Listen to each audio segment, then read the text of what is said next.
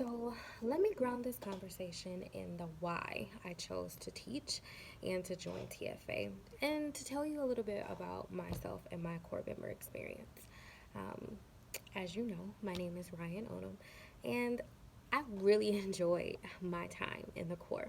I started my core member experience in 2014 in the Rio Grande Valley of Texas. I taught seventh grade science in a whole new place, no family, a relatively small support system other than the other core members in my cohort year. In 2015, I transferred to the Detroit Core and started my commitment over. It was because of some family issues, but I was really happy to be home and impacting the community in which I grew up. There were times where it was very stressful, and yes, I cried. Teaching in an urban area means that you show up every day ready to work, not knowing necessarily what may come or walk into your classroom. It's by no means a walk in the park or cupcakes and rainbows. There are times that you really want to quit, but you have to think about why you're doing the work. I was told that I needed to create a one sentence why and keep it at my desk at all times. My why was they deserve to have a teacher that allows them to fall in love with learning just as your teachers did. So I kept that one little sentence strip at my desk, and when I felt frustrated or defeated, I always read it, kind of like regrounded myself, and went back at it with my students. This one sentence why is what kept me going after struggling with classroom management my first 2 years of teaching. After that, I began to do some research because I didn't want to quit, but I was so tired of continuing to deal with the same things every day. I did some research on classroom management, and then I fell in love with Class Dojo. I adapted it in my classroom, and I've been using it for the past 4 years. Once I got a handle on management in my classroom, my scholars began to flourish. I finally saw my teaching vision come to life, and I had the courage to continue, and I used those hiccups along the way as learning experiences to improve.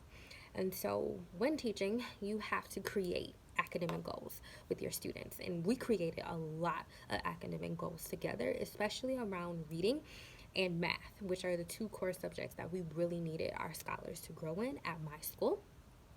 So each of my students collaborated and created about 7 or 8 goals. And so those goals were to grow 1 or more years in reading, 1 or more years in reading fluency and reading comprehension, grow 1 or more years in mathematics, and create meaningful mathematical representations, effectively read, interpret, and create graphs, learn more than 100 new words, write a personal narrative, and write a fiction story or fiction novel.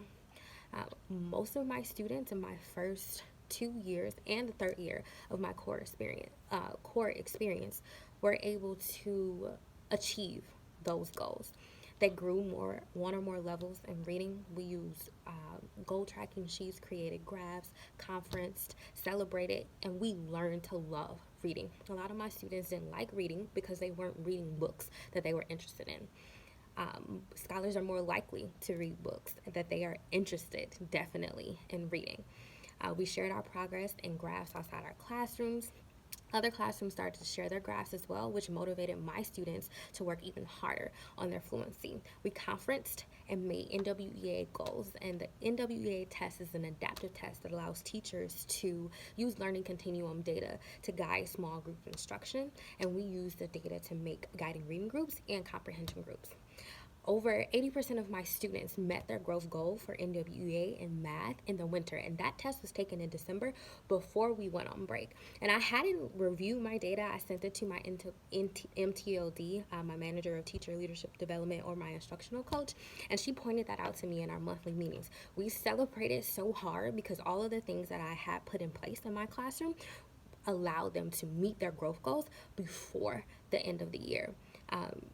I created interactive notebooks with my students.